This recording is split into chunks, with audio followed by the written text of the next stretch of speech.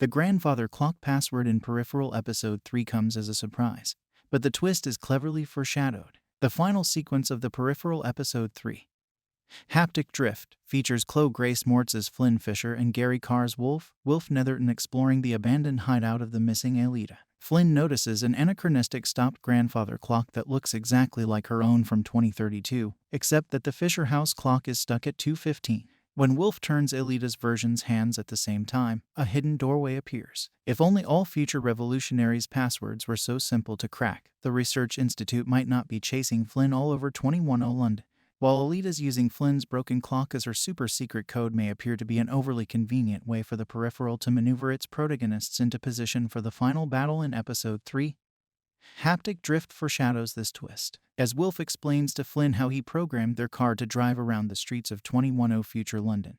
Their taxi passes a shop window on the far left of the shot with the words "The clock tells a story" in capital letters. Other shop windows that Flynne and Wilf pass remain out of focus, whereas the above message is sharp and readable for those quick with their pause button. The third episode of The Peripheral asks why Aelita uses a grandfather clock in Flynne's house as her password, and the plot thickens when considering future London's prophetic shop window. One possibility is that Aelita created the grandfather clock security mechanism only after choosing Easy Ice as her pet from the past. Perhaps she purposefully chose an entry code that Flynne and Burton could decipher. That way, if they came across her hideout, either could enter freely, implying Aelita wants to be found by the right person, of course. However, Aelita's grandfather clock may reveal a deeper connection between herself and Flynne. Until now, viewers of The Peripheral Season 1 were led to believe that Aelita chose Easy Ice because of the account's impressive video game stats. Perhaps Aelita would have drawn Billy Ann Baker into her future if she had spent more time playing VR and less time cleaning up the planet.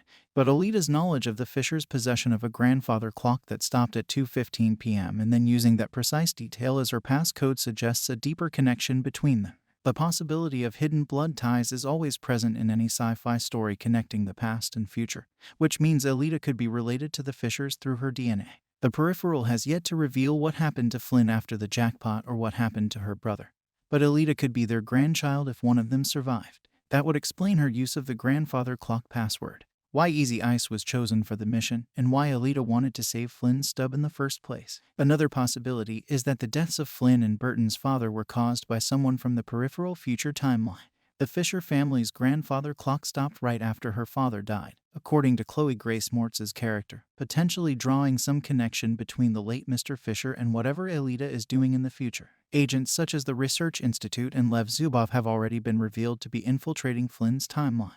One of them could have changed the past in such a way that Mr. Fisher died sooner than he should have, which is why Aelita used the Peripheral stop grandfather clock as her entry code. Thank you for watching. Please don't forget to comment, subscribe, and give us a like.